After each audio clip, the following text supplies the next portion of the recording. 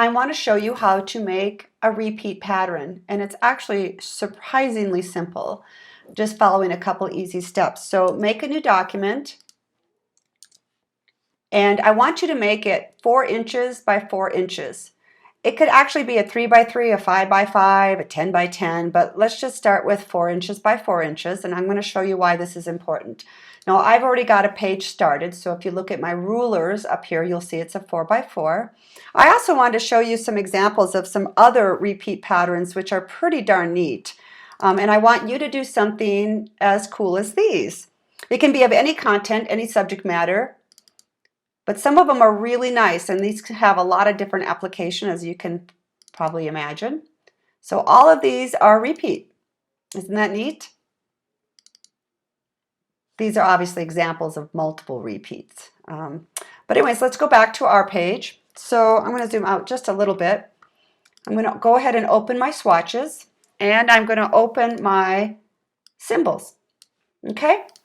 All right, so what I'm going to do is let's make this background, put a background color on, and if you want, you can use a white background, but whatever you do, if you add a background color, bleed it past the edge of the artboard. Can you see that?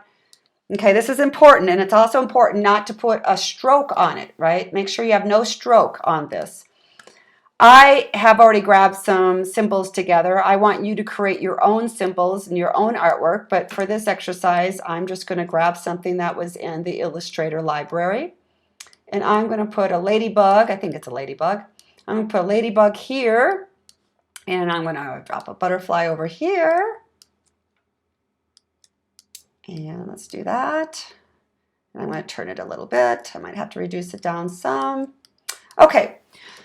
So I've got 2 items on the page, and the important thing to remember is you want to bleed it off just 2 of the sides. You don't want to bleed it off all 4 sides, because I'm going to show you why.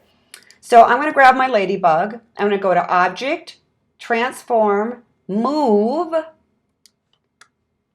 and I know my artboard is 4 inches by 4 inches, so I'm going to say 0 by 4, and you can hit Preview, so you're going to see that it's going to come down here. Now I can say copy. Okay, now I can see how close it is to my butterflies, so I'm going to go ahead and reduce that a little bit. Now I'm going to grab my butterfly, say transform, move, but this time I want it horizontally 4 inches, and again I'm going to say copy. So now I have got, I'm going to put this back in here. Now I've got 2 of each of these items on my artboard, which will match up perfectly in a second. So let me drop some other critters on here. Let me add a beetle and another type of beetle.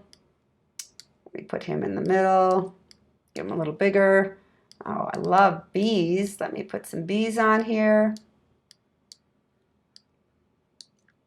Let me put another one down here. Make it a little bit smaller. Oh, put some annoying flies. Flies are everywhere. Let me put some of these guys on here.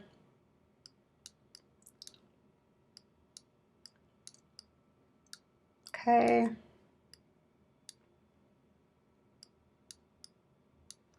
And I'll move a few of these up here. Let me move one here.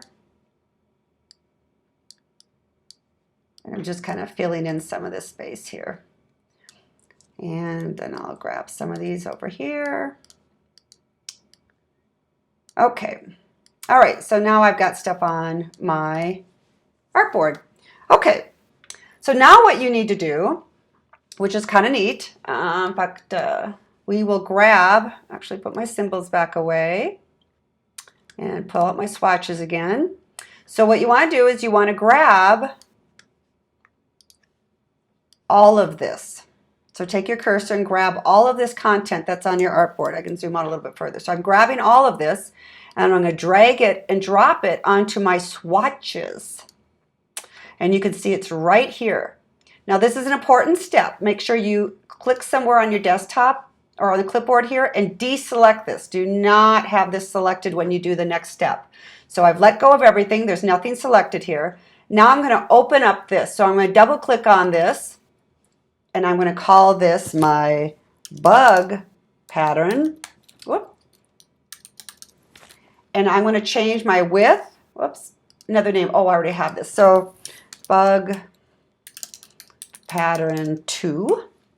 And I'm going to change my width to 4, my height to 4.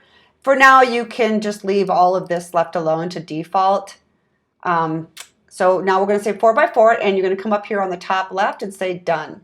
Okay, so now it doesn't really look like much, but I'm going to go ahead and add another artboard. I'm going to grab this and move it over just a little bit. Uh-oh, it grabbed that. I don't want to do that. So let me just grab all this, and I'm going to go ahead and lock it. Okay, now I can grab my artboard. I can move it over. Okay, now watch how neat this is. I can grab any shape. I'll just make a circle, and I am going to fill it with my pattern. Is that not neat? Now it doesn't really look like a pattern, so go ahead and take your direct select tool, then double click on your scale tool, open it up, make sure preview is selected so you can see it. I'm going to reduce this to like 25%, right?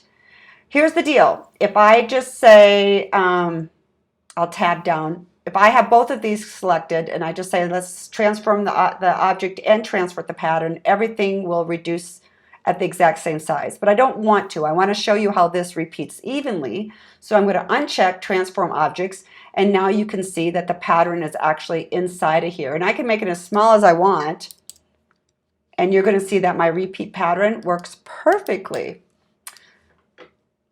Such a simple way to make a pattern, and it works with any shape you want to do, right? So it's a really, really fun, easy way to do a repeat pattern. So enjoy, and I look forward to seeing the masterpiece you come up with.